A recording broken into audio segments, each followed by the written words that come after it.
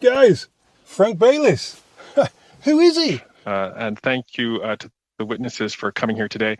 And my questions are going to be for Mr. Baylis in particular. Mr. Baylis, did you in any way try to influence the government to issue the contract for ventilators to Mr. Jamieson's group? No, I know that it's been suggested, and that I can state unequivocally here that I did not speak to people said I spoke to the Prime Minister. No, I did not speak to the Prime Minister. I did not speak to cabinet ministers to ask them or influence them for a contract. I did not speak to members of Parliament of any party. In fact, I didn't speak to anybody to try and influence them to give a contract to Baylis Medical or to Mr. Jamieson or to Ventilators for Canadians. I was not. I was involved in one phone call that Mr. Jamieson had set up, which had to do with the advancements that we needed to go secure the parts. That was my involvement with Mr. Jamieson as he was negotiating and putting together this consortium. So I was not reaching out or doing any kind of backroom, as has been suggested, request to anyone to get me a contract or to get Mr. Jamieson a contract or to get Ventilators for Canadians or to get FTI.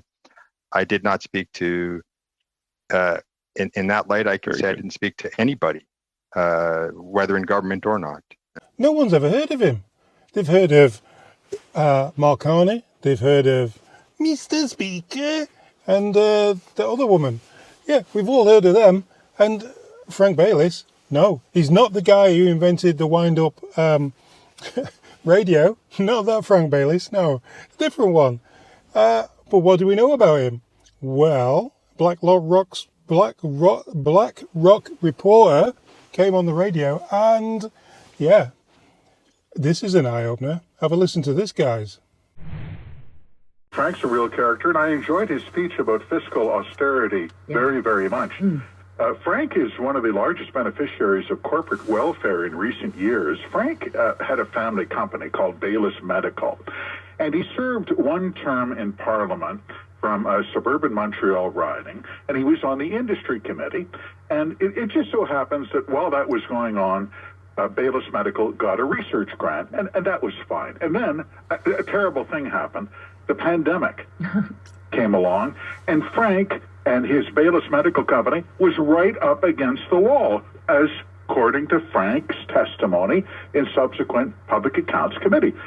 He paid himself a salary of zero. They were desperate to avoid layoffs. What do we do? Lockdowns. Everyone remembers.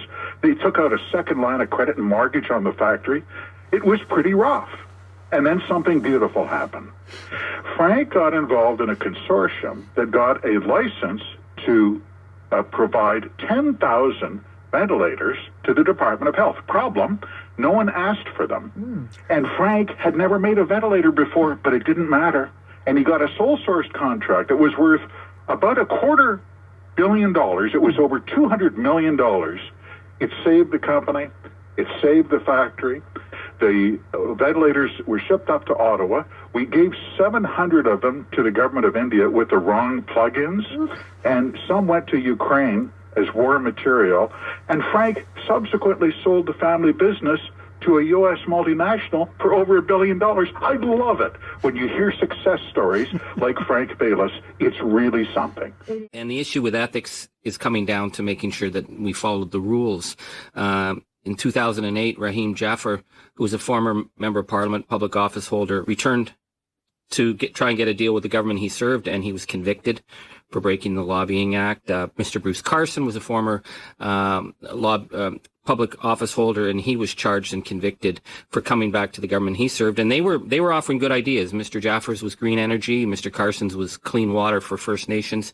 So when your name came up, obviously, it raises questions. And so my question to you, Mr. Baylis, is did you contact the ethics commissioner when you got involved in this? And what did he say? No, I did not contact Mr. Dion. I think that he's a very competent man and he knows the rules. And I do believe I have been watching this. Obviously, my name's come up and I've been watching it. And I am aware, as Mr. Fergus pointed out, that, and as the rules state very clearly, that his job is to monitor the works of sitting members of Parliament his job is not to provide advice, nor is there any opportunity to provide advice for non-sitting members of Parliament. So what do you think? Yeah. Is there anybody in government who's not got the fingers in some pie somewhere? Hey? Anyone? Anyone? Anywhere? Without the fingers in anybody's pies? I don't think there is. Anyway, that's all you need to know about him. So, yeah. It's... What's the point? What's the point in even voting one of these in? What's the point? What's the point in any of them going in? What we really need is an election. We all know that. And yeah, Canadians aren't going to get one, are they? Not for a while.